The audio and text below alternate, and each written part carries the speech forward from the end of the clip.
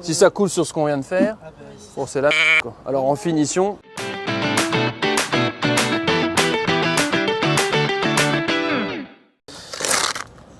j'en prends la moitié, d'accord? Je vais décider de ne pas trop être épais en dessous au niveau de ma truelle et je vais l'appliquer de cette manière-là, d'accord? Il y a les planches par terre, c'est fait pour. J'hésite pas à faire ça, comme ça. Ce qui reste sur ma taloche, j'hésite pas à le remettre dedans, d'accord? Ça pose aucun souci. Le but, c'est de passer un maximum ça là-dessus. Plus vous allez charger une quantité d'enduit, moins tout ce qui va ici va boire, il va saturer. Ça vous laissera le temps de faire, de manier. Si je commence à reboucher un petit trou là, et puis un peu là, puis un peu là, un peu là, vous allez revenir là, et ça sera déjà dur. Le fait de charger au même endroit, d'accord, va le saturer. Pour ça qu'à la gamelle, on va assez vite et on sature très vite.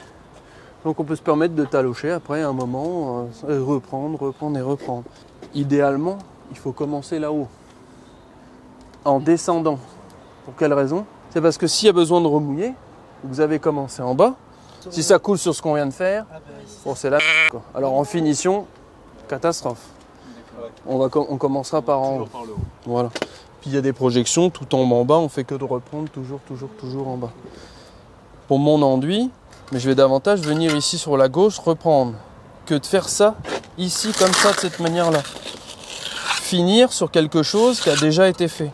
C'est beaucoup plus facile de le prendre là et de finir sur quelque chose qu'on a déjà fait. Vous comprenez, l'adhérence elle est bonne, la chaux sur de la chaux. Je vais pas vite à appliquer, mais ce que je mets, ça tient. Il vaut mieux prendre son temps que de faire des petits bouts comme ça. Vous allez me faire ça, j'en suis sûr. Moi, je fais de cette manière-là. Hop, je peux monter comme ça si je veux. Si vous jugez suffisamment la quantité. Je retouche pas à ce que je fais. Vous voyez? Moi, je le prends. Le but, c'est de passer le volume et je suis capable de charger. Vous voyez? Je retouche pas à ce que je fais. Je vais vous expliquer pourquoi. Je vais en faire une quantité. Voilà. Ce qui est là au sol, hein, ça retourne là-dedans. Après, au moment que je veux avoir fait, moi, je suis pas trop mal, je suis plutôt régulier. Vous verrez en faisant. À un moment, je vais passer une règle pour essayer de corriger, puisque là, on a forcément des voiles sur certains moments du mur où c'est le moment. Le dégrossi, il est fait pour ça, d'accord? Où on doit le corriger.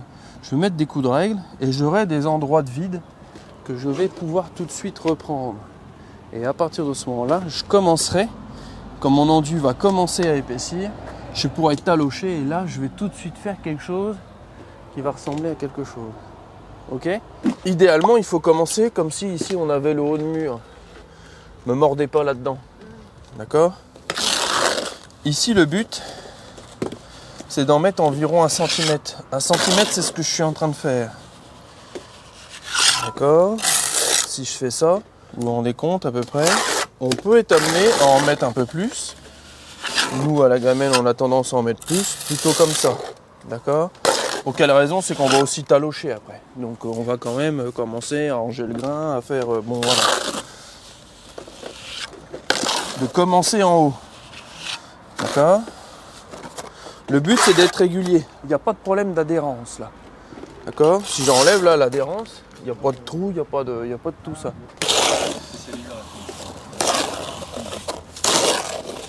Le but, c'est d'être régulier.